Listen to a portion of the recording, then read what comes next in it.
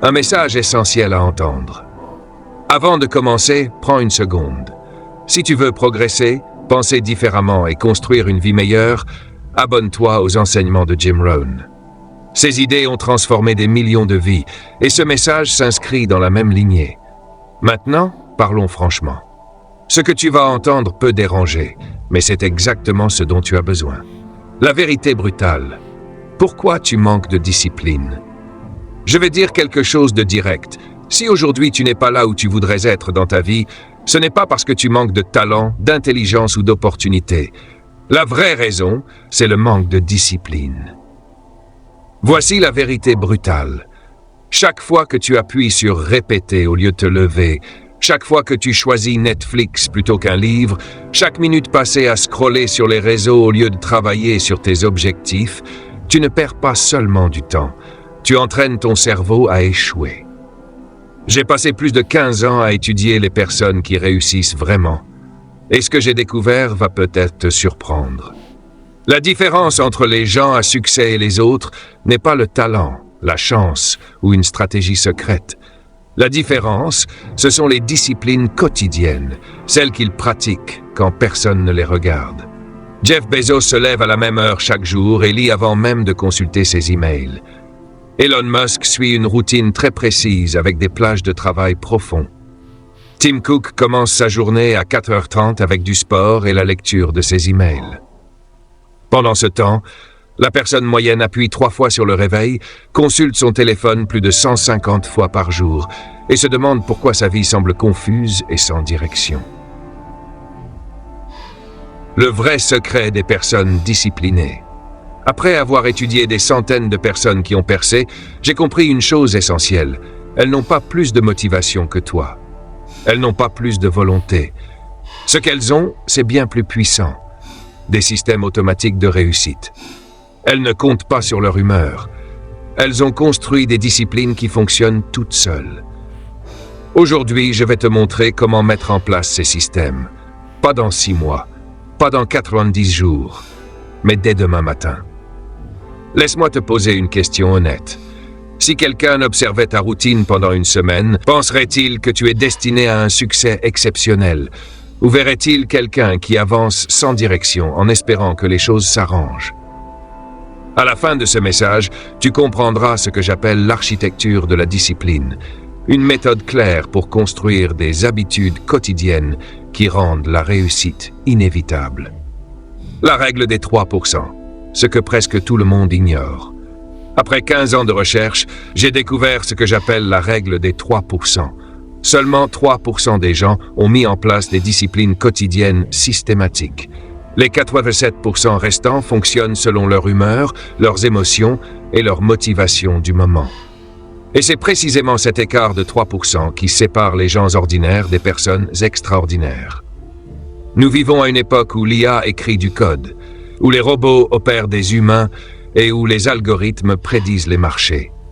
Pourtant, les personnes les plus performantes s'appuient sur quelque chose de très simple. Des actions quotidiennes, répétées, peu importe comment elles se sentent. Hier, as-tu commencé ta journée par la tâche la plus importante?